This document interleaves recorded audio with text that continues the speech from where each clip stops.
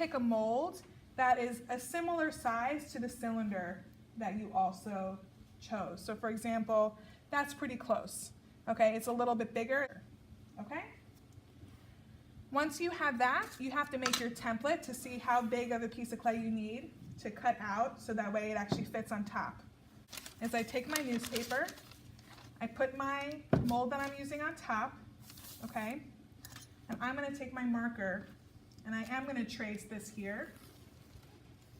And then I'm going to make a mark about, let's say, if I know that that went down to here, maybe another 3 inches or so from the outside of that line that I made that I traced out here. Okay, so I'm going to make a mark for myself. I'm going to lift my mold up, and then I'm going to just kind of get generally in the center of the circle that I first made. Okay, I have all these compasses here, and you can use that to make your circle. I'm going to line the center up with the center of the mark that I just made, that little dot. I'll put my needle tool there. You can use a pencil, whatever you want that's going to fit into that hole. And then I'm going to take my my marker, my pen, my pencil, whatever I'm using, and find the mark that I made, and then go all the way around. Okay, so this is the template then I'm going to cut out, and I'm going to use that to figure out the size of the clay that I need. Okay, so I have that already. I cut out that piece. I made this one a little bit bigger, but this would be just fine, a good size. Okay, so the same thing. I bring this over to my slab roller. I get a slab. What do I need to do to ensure that it's going to be wide enough to fit this piece on there? Rania, what do you think? Take it out of the back and measure, make it across. Make it bigger than the template. Right, you got to make it bigger than the template, okay? So I use that, I cut out my piece of clay to the template that I have. I'm not showing you the demonstration because you already know how to do that. So now it's the making of the actual dome, okay? You're going to take your piece that you chose, and you're going to do your best to line the circle up with the center of your dome. So you're going to stand up over your piece, and I'm kind of feeling the center, or what I think is the center of my clay underneath, and I'm going to feel the center of my dome. I'm going to let go of my fingers, and I'm going to start draping it, okay? Now your clay might start to crack a little bit as you're pushing down your piece into your dome that you chose, okay? And notice that I'm starting towards the back, and I'm using my whole entire hand to kind of press down. Any areas that start to crack, take your rubber rib and smooth it out as you go. Don't wait until the end. This is going to help compress the clay because you're putting a lot of stress on this clay when you're changing its shape, okay? But I'm using my entire hand, and I am pressing down and into my clay, all right? And now I have this arc here that's kind of almost looks like a nose, right? And I have to get rid of that because that's not going to be part of my dome. So you're going to take your knife or your needle tool, and from the center of your dome, you're going to cut through that nose that you just created. Okay? So I just made a cut. I'm going to lift one side up. I'm going to put the other side down, and I want it to be completely on my mold. So you see how it's kind of overlapping here? Okay?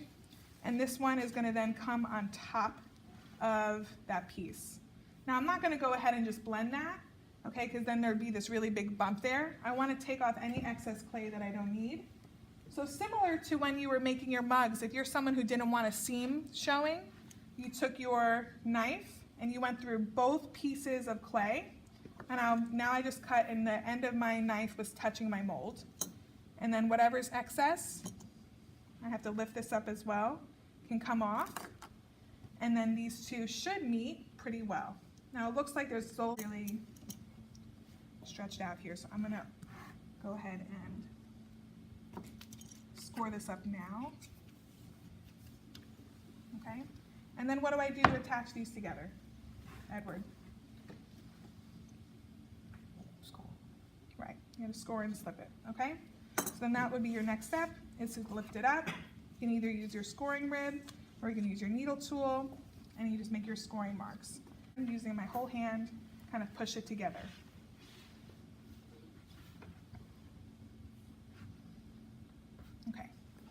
So now that I have that seam, I take my scoring tool, I score it up, okay, just to move the clay around in different directions. So I'm going up the seam, and I'm going side to side. I'm also not forgetting about the top where I made the initial slit. Okay, and then you can either take the back of that scoring tool where it's flat and smooth it out. If you don't like using the metal one, take your rubber rib, whatever works for you as long as it's nice and smooth.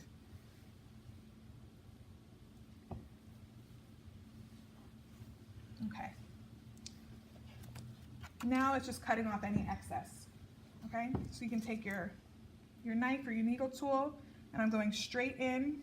I'm not going down, but I'm holding my knife at a horizontal angle, and I'm cutting around until all that kind of that skirt that we made by pressing down is comes off. Okay, and then it looks like there's just a lot of stress on that clay, so I'm going to compress it before I take it off. All right, so now we're ready for attaching it to our cylinder. Okay, so you guys see how that seam is on the inside? Right, you guys see that there? You see it? Okay, just before you do anything, because it's going to be hard to get to later, you're going to smooth that out. So I'm just going to take this tool. Notice how my hand is underneath the part I'm putting pressure to support the clay. Nice and simple. Okay, so I have my cylinder. And you guys know that to attach, we have to slip and score. But I don't really know, I can't see underneath. How do I know where to score on the inside here to match where it's going to be here? What's a technique that I could potentially do? It's similar to when we make the bottoms of our pieces for our cups. What do you think, Taylor? Maybe turn it over and then kind of make a mark on the inside. Kind of like this here? Yeah. Okay, you can definitely do that. It might be a little bit hard to balance it. So she's saying to then make a mark on the inside. Okay, I'm trying to make it with my needle tool. All right, so I do see a little bit of a mark here. That was a good suggestion. Does anyone have a different suggestion? Okay, so that could be pretty good. You can do that if you're having a hard time balancing it. Something else you can do is I'm going to go ahead and score up where I'm going to attach. So I'm going to score up the top, but I'm also going to score the side because some of this is going to overlap the side, okay? And then I'm going to put my slip on it.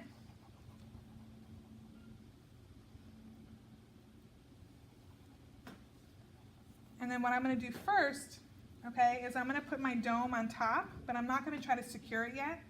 I'm just going to put it so that slip comes off on the inside. Okay, so now you can also see where the slip is touching. That's where you're going to have to score. So either way, Taylor's way works too. This way works as well.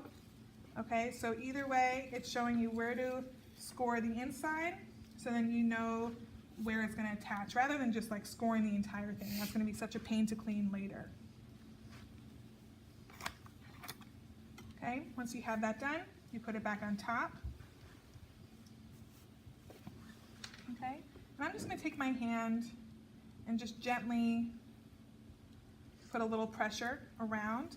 I'm also going to turn it over, and from the inside, if you can get your hand in there, you're just going to put a little bit of pressure from the inside out to your dome. Okay, if you can't get your hand in there, you can do the same thing with your wooden knife. I'm not trying to smooth it out, I'm just putting a little pressure. Okay, now the attaching part. Any questions so far? This all makes sense, right? Okay, so now we get to use the paddle. To find this paddle, on the top shelf where all the supplies are back there, there's a bucket that says paddle. That's where these are. That's where they get returned to. They don't go in your bucket. They don't go in the, ruler bucket. Please try to put them back because these tend to like just be floating all over the room. All right. So now we have to make sure this is nice and secure.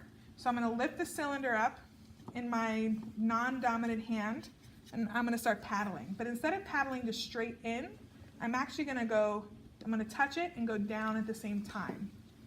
Okay, so it's gonna make like a sliding noise. Okay, so you don't want it to be super loud.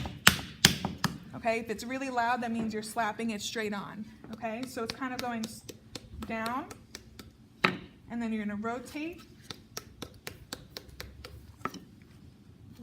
and just continue this motion. So what's happening is it's now connecting firmly where you just slipped and scored onto your cylinder. And then once you have that all the way around, any of that excess clay from the dome that you have, you can just peel off.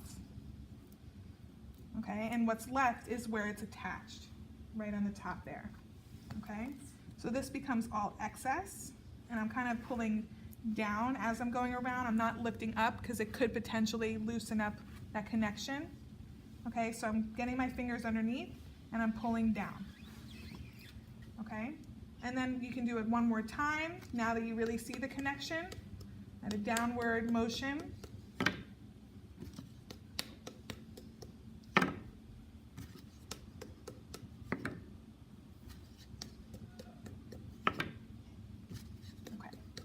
I do that all the way around, okay? But does this look all that nice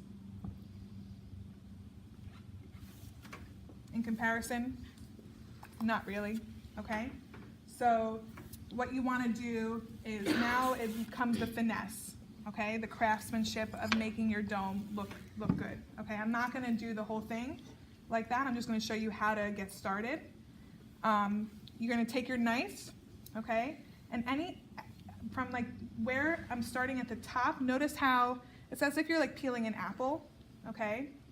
Towards the top of that dome, I'm gonna scrape away a little bit of that clay that I no longer need, okay? Because there's so much of it, you really don't need all that much. I'm not going straight in. I'm almost trying to make it even with my wall of my cylinder, okay? So it looks more like this. You guys see that? Okay, still a little lumpy, but not too bad. I would do that all the way around, okay? And then I'm gonna take my scoring tool and I score it from the top of my, like I'm overlapping my dome and then I'm pulling the clay downward, okay? And then I'm going side to side, up and down, and it's moving that clay around. You could even dip it into some water, okay? And it will help even move that clay a little bit more. So you guys can see over here, it's starting to get flatter, right? And then I would take my rubber rib. I would do that all the way around first. Once I'm done with the entire circumference of my dome cylinder, then I would take my rubber rib and I would smooth it out, okay? Once that's all smooth, then it's just about, if it got misshapen a little bit, you can go ahead and paddle the dome to get a little bit flat again, and then to help get that shape. Does that make sense? Okay, so it is a process, this part. I'm not gonna make you sit here and look at that whole thing, okay? But you do need to then reshape it with your paddle to keep the dome, all right? You guys aren't going anywhere just yet. Wait a little bit, okay? Do you remember how to do the bottom? How to do the bottom of the cup? Make a slab and then put it on top and go through it inside with the needle. Okay, good. Okay, so she said you make a slab, you put your piece on top, okay, you trace it with your needle tool. The only thing is this is covered, so you can't go on the inside. So you can do that similar thing. You can take some water or slip, put it on your piece, put it on the slab that you have, and when you lift it up, you'll see where there's water, and that's where you score. Then you score here. You put it on, and then you cut it up to make it look really nice, right? Okay, so I'm not going to show that demonstration.